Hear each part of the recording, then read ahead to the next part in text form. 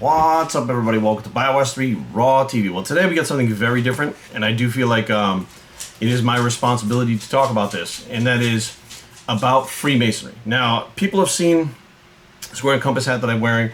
They've seen the ring. I've talked about it in other videos. About a year ago, I decided to become a Freemason. Now, why am I making this video about Freemasonry? It has nothing to do with fitness, because I'm tired of bullshit. I'm tired of bullshit in the fucking supplement industry. I'm tired of bullshit in the bodybuilding industry in general, but I'm tired of bullshit where people speak out about things they don't know about. People speak out about my videos when they've never watched them. They read the title and then have a whole discussion about it. They have no idea what the hell is actually inside the video, and they're arguing with people about shit they don't even know about. And they also will go online and read things which are just not true. And I'm like, okay, well, maybe it's not their fault because they're going online and reading shit that is just absurd. So we're going to just start right now. So what made me decide to want to be a Freemason? Well, first of all, I checked into more different things that I'd heard about it, because I'd heard that like there was bad things about it, that it was satanic. I heard all these like random shit, and I was like, well, that's a little weird, because I actually knew a couple people that were Freemasons, and I'm like, I don't see them as being those type of people, right? And then I started to think, like, logically, like, have you ever seen a satanic cult or satanic anything advertise out there so openly as the Freemasons do? Have you ever seen satanic cults do the charity that Freemasons do? No. So I'm like, this doesn't make any sense. So I delved more into it, and then the experience actually happened. So a few of my viewers were actually Freemasons, and I talked to them about it, and the things that they were describing was actually something that was very awesome. It was a fraternity, the biggest, oldest fraternity in the entire world. And there are some, of course, very powerful people involved in it, but there are people that really don't have anything to do with anything, just regular, normal, ordinary people. So what was the draw to this fraternity? Well, the draw for some people are community. They want to have friendships that are bonded, that are not run-of-the-mill type things where they can trust people where they normally couldn't trust people. Okay, that was my big thing for Freemasonry. I wanted to be involved with people that I could actually trust and never have to worry about those people stabbing you in the back. That was one thing that really appealed to me.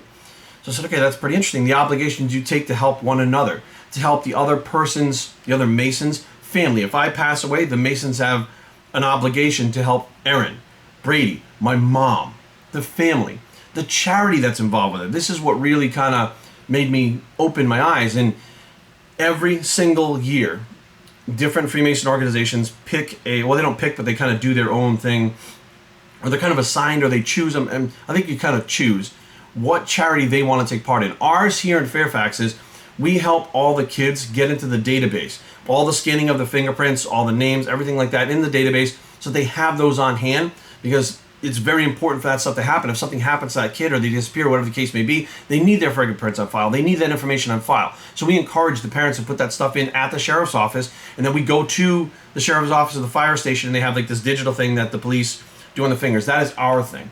Another thing that Freemasons do that I don't think people understand is every year we pay dues. We pay dues to be a Freemason. Out of those dues, of course, some of it goes to the lodge to keep it open and functioning. Some of it also goes to the Mahova, the Masonic Home of Virginia. So as a elderly person, when I'm older, if I don't have a place to go, Aaron has passed away, I can't live on my own, I need assisted living, you can go to the Masonic Living Home and be taken care of as a Freemason.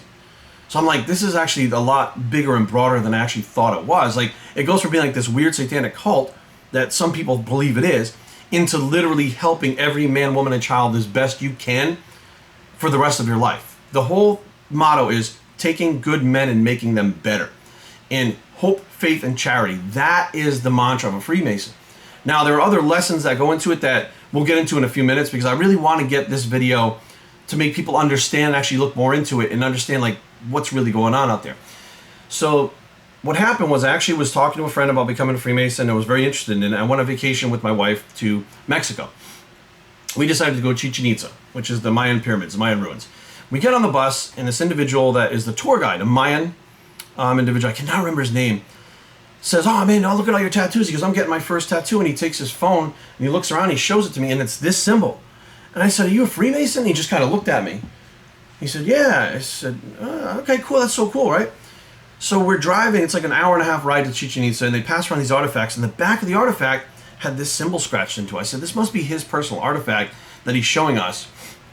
We get off the bus, and I approach him. I said, hey, how long have you been a Freemason? He said, about 3 years. He goes, there's 12 brothers on the bus right now. And I was like, there's 12 Masons on the bus? He said, yeah.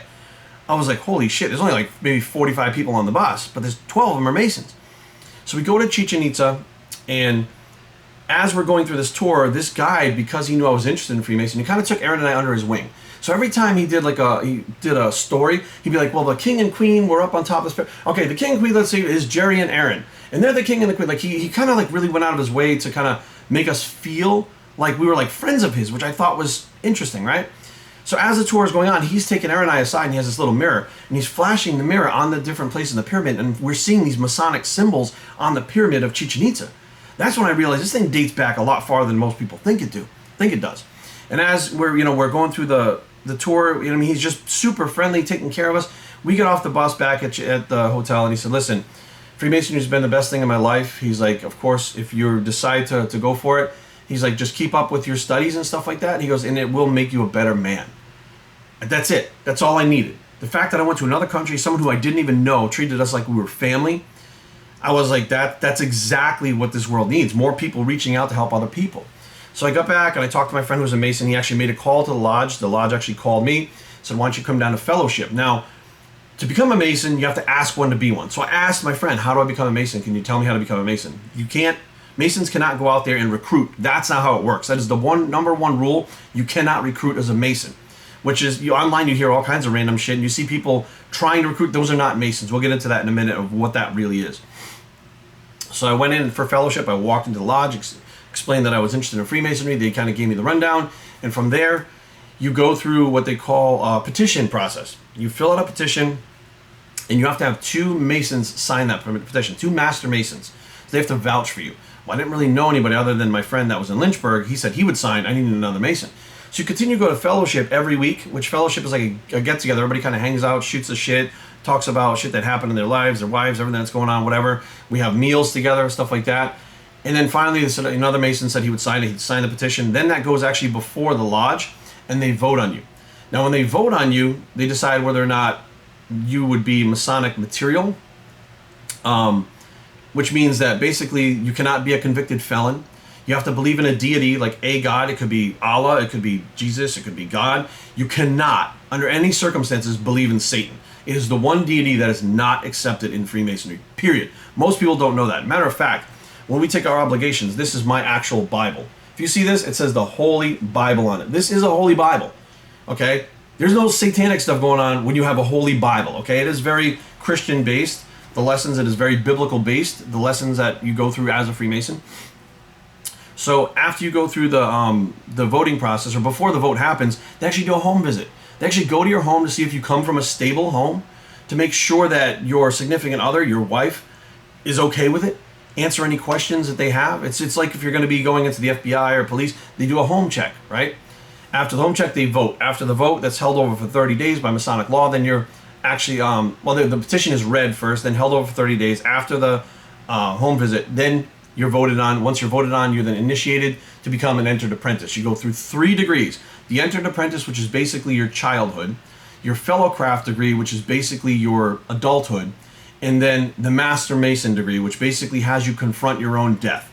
So it teaches you about your own mortality. Those are the lessons of a Mason, okay? Birth, living your life as birth and childhood, living your life as an adult, and then your own mortality. Those are what it means to be a Mason in the lessons. Now, the lessons that you learn, geometry is a main thing, okay? Geometry is a big thing, and you learn more about science and geometry, which is very interesting, because those things are used for the operative Masons back in the day who built the Solomon's Temple. They used math and geometry to create these amazing buildings. So those are things that really do mean a lot to Masons. Like, we learn a lot about numbers and how they relate and stuff like that. Now, another thing that is really big with Masons is the charity aspect, right? So we do things like, we do the toy drive, the Santa Claus toy drive thing every Christmas. I actually play Santa Claus. I dress up in a Santa Claus outfit. Everybody brings toys. We then give them to the Marines, and they bring them to the barracks, and they hand them out. We do the fingerprint thing. We do, you name it. Like, a Mason just passed away recently, and his widow will not be getting the money from the insurance for about 12 weeks. So the lodge, the Masons, foot the bill for the funeral, her rent, her food, everything, or her mortgage, her food, everything. They're taking care of everything. And that is something that, I think a lot of people don't understand, that it's a giant community worldwide, and you always have a brother, which that's what we're called once you're initiated, you become a brother. You always have a brother no matter where you are. So right now I have several brothers up in Rhode Island. One who's a very good friend of mine for a long time, Don. If something happens to my mom or she needs something, he is in Rhode Island already there for her before I can get there. There are these little different pins that, your mom, your wife can wear that will signify that they're a Mason's widow or mother or wife, that when they travel and go places, when another Mason sees that, they'll offer them help. Say, hey, I am a Mason. I see that you're wearing the pin. Is your husband a Mason? Yes. If you need anything while you're here, please let me know. Like, you have this giant network of people that have taken an obligation to be there for you and your family worldwide. And at the same time, you never have to worry about them stabbing you in the back. Okay? That was a great appeal of Masonry to me. Another thing is they have a saying, we meet on the level. Meaning, if the President of the United States and The Rock, myself, and a construction worker all got in the same room, none of us are above anybody else. Everybody is on the level. Doesn't matter what happens outside the lodge. When you walk in the lodge, everybody is even and everybody is the same. That really appealed to me too. And I have literally met people that I'm just like, holy shit, I can't believe I'm in here with these people. Like, who they are, what they do. They do not treat you any different than if you were their brother, cousin, sister. Like, it's amazing how literal Masons take this. Nobody is above anyone else. So those are just some of the few things that, are kind of, out there that people don't really know about. They hear about this weird shit, this like dark art shit, this weird satanic shit. So part of the problem is these symbols have specific meaning that only Masons know. So what happens is people don't know. So they start filling in the blanks and saying shit. Like, there was actually a goat. There was actually a goat that said G-O-A-T, right? Goat. And that was led to be, oh my God, they're satanic. It actually was a symbol that meant God of all things, goat. And the reason why it was is they were getting away from just Christianity and accepting other faiths in. So it wasn't just God, Jesus Christ, it was God of all things, which could be anything. The great architect of the universe, they call it. With that, that's another thing that they refer to God as, because they do include all religions, except for Satanism. That's technically not a religion, I don't think. But anyways, so for instance, when I was raised or went through the 3rd degree, my brother that was raised with me, Mustafa, was actually a Muslim. So I had the Holy Bible, he had the Quran. So like, I don't even think people understand how much it actually brings people together. They automatically go with this weird shit. Now there's also, this is another thing that, where most of this bullshit comes from, something called a clandestine lodge. Now, the lodge that I'm a part of is an actual accepted free, an ancient free and accepted Masonry, which I'm an ancient, not a modern. And we have a book that has every single lodge in the entire world. Those are approved by the Grand Lodge of England. So basically that means they are actual Freemasons and they are approved. There are these clandestine lodges, which are basically fake lodges. Some people can't get into Freemasonry. You can't have a felony arrest record, or they had to do the home visit, or whatever the case may be. They don't get in. So what they do is they find these other lodges which have been created by other people that can't get in, and they use the same symbols, but they don't go by the rules that the Masons do. They have their own set of rules, which is where a lot of this weird shit comes up from. Now, we're told immediately before we even get initiated, we are not to converse or hang out or go to these other lodges or in any way, shape, or form be tied to any of these clandestine lodges, because of the weird things that go on there and the shit that makes Freemasonry, gives Freemasonry a bad name. So therefore, we're kind of told we are banned from doing anything like that whatsoever. So now here you have people that couldn't get in that start some weird stuff that goes on, and that shit comes out, and all of a sudden, next thing you know, like, oh, it's satanic, it's this, it's that. You guys have no idea. The teachings are the buildings of Solomon's temple. The teachings are from the actual Bible itself. The fact that these symbols have been used for so many thousands of years. Now, many people, there is no one specific date to where Freemasonry started. Many people will say, oh, it's like 200 years, 300 years, 500 years, 700 years. What's really interesting is there's proof dating back that Masonry, the principles of Masonry, the teachings of Masonry, basically Freemasonry, ancient Freemasonry, dates back as far as ancient Egypt. They actually had a table which they had found, and they're not really sure what the table was for, like an altar or whatever the hell it was. And they tried to move it back to, I guess, the United States. So they were like, we need to take this thing apart and pack this thing because it looks like it's too frail, it'll break we'd rather take it apart and put it back together than have it actually break. When they took it apart, the working tools of Freemasonry actually fell out of the fucking thing. They were hidden inside. And they were like, what the hell? And when they looked at it and people realized what it was, they were like, these are masonry tools. Like these, like they were finding masonry symbols on places in the pyramid. The pyramids. They were like, what the hell? Like, it dates back so far that I don't think people actually understand. So hopefully you guys, you guys will understand that there is so much that goes on out there, so much bullshit on the internet. And if this Freemasonry thing that people talk about being so evil was in fact evil, you wouldn't see Freemasons marching in parades if it was evil. Okay, you don't see satanic cults marching in parades. I just marched in the 4th of July parade. You don't see satanic cults doing toy drives. I play Santa Claus at the toy drive. You don't see satanic cults openly advertising that they are a satanic cult, right? We openly advertise we are Freemasons. Ask one to be one. We advertise all over the place. I have a thing on my car. I have a ring that I wear. It's on the other hand, which I'm not wearing right now. But they don't openly advertise. It makes no sense how someone could make that jump. And the problem is people are scared of what they don't know. There are many secrets of Freemasonry that these secrets are thousands of years old. And they are amazing. They are unbelievable knowledge towards the universe, how it works, how your own self, like how you live day to day. Like there's so much positivity that comes from Freemasonry, but not everybody gets in. That's the thing. Like it has to be protected. The knowledge that is given from Freemasonry cannot just be given to the average person who does not deserve it. Like you have to be in a certain place in your life. You have to have a certain understanding of what's going on around you. Like you can't just take these secrets or these, we're going to call them secrets. We're not a secret society. We're a society of secrets. You can't just take these secrets and give them to anybody and let them try to apply it, because it will completely destroy the whole idea and concept of how these things work. Okay? Because again, it's very guarded. It's been, since Solomon's Temple, and you guys can look that up. It's a whole biblical story about Solomon's Temple being built, housing the Ark of the Covenant. Long technical thing, but also I don't think people realize that the Knights Templar are also an offshoot or related to the Freemasons. To become a Templar, you have to be a Freemason first. Now, to become a Templar, you have to believe in Jesus Christ. Okay? To be a Freemason, you don't have to believe in Jesus Christ. You can be Muslim or whatever other faith other than Satanism, but to be a Templar, you have to believe in Jesus Christ. When is the last time you saw a whole bunch of evil people join an organization that believes in Jesus Christ? Like, none of this makes any sense, and I understand because of the mysticism behind Freemasonry, what it is, because there's secrets, because what goes on behind closed doors is we don't really know. It's super secret. It's like, people want to know. But I can tell you one thing, that there's a lot of stuff I've seen online, and after I went through the first 3 degrees, which being a 3rd degree Master Mason is as high as you can get in Freemasonry. Then you go to the appendant bodies, which are the Scottish and York Rite, which go up to 32 degrees, and the York Rite has 4 degrees. But those are technically not Freemasonry. You have to be a Freemason before you get to do those.